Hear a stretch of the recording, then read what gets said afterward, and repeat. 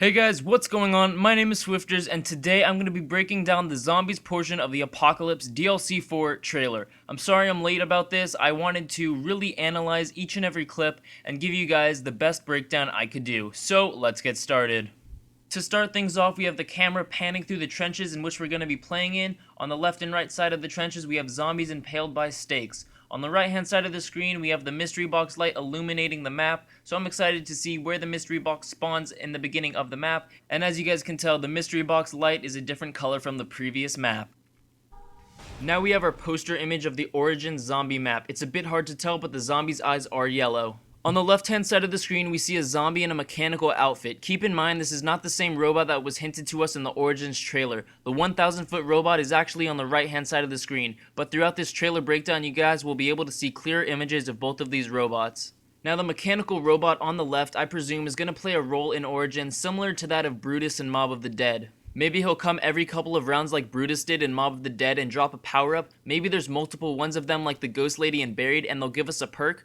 Or maybe these robot zombies are running around each and every round and they're just a bit harder to kill than the regular zombies without mechanical outfits. Moving on to the next portion of this trailer breakdown, we have the 4 original zombie characters returning, and they're all looking much younger. The first character we get a close-up of is Nikolai Belinsky. He appears to be wearing a pilot's cap, he also has a beard, and he also seems to be standing in a church or a citadel. I don't see how that would play a role in the World War I trench era, but I'm eager to see how that will turn out. The next character we get a close-up of is Tank Dempsey. He's looking like a badass as always, and he's standing next to a sign with a skull and a crossbone on it. Now the sign could be one of many things. 1, it could be pure decoration with no purpose at all. 2, it could indicate beware of death, or death is present. Or 3, it could be an indication to a minefield, or a minefield is present, so players need to be careful. If they venture too far in a specific direction, they will die from the mines. The next character we see is Takeo Misaki. Hopefully Takeo plays a major role in Origins, considering he hasn't been much of a talker in the previous maps, and he hasn't had much significance in any of the zombie maps. I hope Takeo's true colors will shine in this next DLC, and we'll be able to learn much more about Takeo's backstory and who he is. Also, be sure to take note of the sign that points to the laboratory on the right hand side of the screen. This indicates that the map is not fully outside and in the trenches. It's a bit odd that there's a laboratory in the World War I trenches of France, so I'm eager to see if that laboratory holds secrets for the Easter egg and why that laboratory is in the DLC map. The fourth and final character we get a close-up of is none other than the infamous Edward Richtofen. Here we have Richtofen pulling a fabulous mustache, looking like a model. However, that's not important right now. What we want to take note of is the electrical disturbance occurring in the left-hand side of the screen. I don't know much about the electrical current, nor do I know what to say about it, but what I do think is that inside of the house which the electrical current is coming off of, I think that we're going to be able to teleport in this map, so I think in the house where the electrical disturbance is hovering over, I think that there's a teleporter located inside of that house, so I'm eager to see if teleportation is a plausible theory in the Origins map along with the zombie storyline.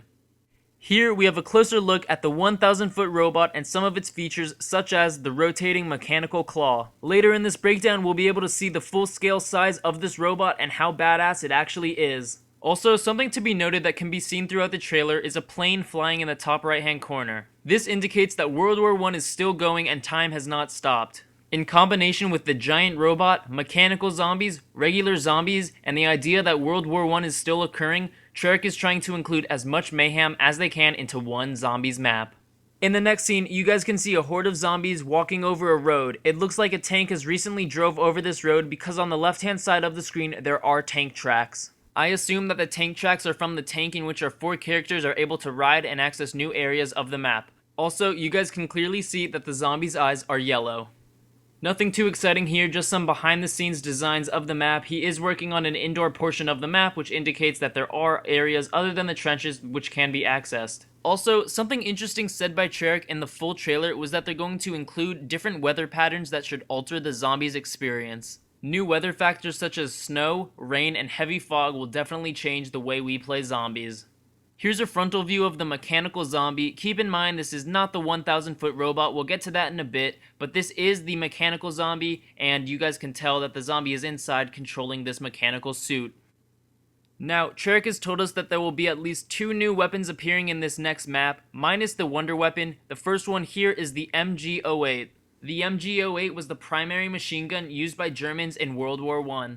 Also, you guys can see that there is a power-up being dropped by the zombies. It's very possible that it is the new power-up that Cherrick has told us about, which will be integrated into the game. The last thing to take note of is the electricity in the top portion of the screen. You guys can tell that it's going in a circular motion, so I'm eager to see what's the purpose of the electricity and why it's in the game, so I hope we'll find that out as soon as the map comes out. Now, the second gun Cherrick has confirmed will be in the next map is the new starting pistol, the Mauser. This is an upgrade from the Colt M1911, so I'm excited to see the effectiveness of the Mauser in comparison to the M1911.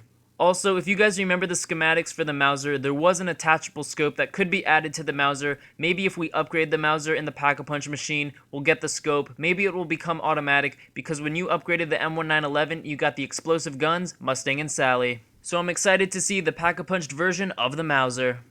Here we have one of our characters holding a shotgun, but most importantly, he is riding the tank, which can get us to different portions of the map. I assume that this tank is going to be like the bus in transit in the fact that it can take us to new areas of the map. Hopefully we'll be able to get on and off the tank without it stopping. I think that'd be awesome, just like you can get on and off the bus on the map transit. Also, we just saw the giant leg of the robot. This is the 1,000-foot robot that Cherrick has said can be hazardous, but skilled players can use the giant robot to their advantage. So I think that this robot will allow us to access inaccessible areas of the map unless he breaks the barriers, similar to Leroy on Buried. However, Leroy was our friend. This giant, however, does not seem to be our friend at all. It's also possible that the robot can step on hordes of zombies if we lead him in the right direction, but players need to be careful because the robot is there to kill us, so we have to keep that in mind and try to avoid the robot as much as possible. I'm eager to see how the robot will play a major role in the DLC map, along with the Easter egg. And last but not least, we see the electricity in the top left-hand corner. We also have the classic nuke power-up, the M14, and I can't wait to see all other new power-ups that should be integrated into the game, along with the guns, how the robot will play a role in the match, along with the electricity, the tank itself, and everything else new and exciting to the zombie map Origins. Here we have the clearest view of the 1,000-foot robot. You guys can see how big it actually is, bigger than this tower. It's 1,000 feet tall. On the right-hand side of the screen, we have the mystery box light shooting up into the air. On the left-hand side of the screen, there is a plane from World War I, and if you guys can't see, in the back, behind the robot, there is a Zeppelin, which was hinted to in this picture from the letters from the field.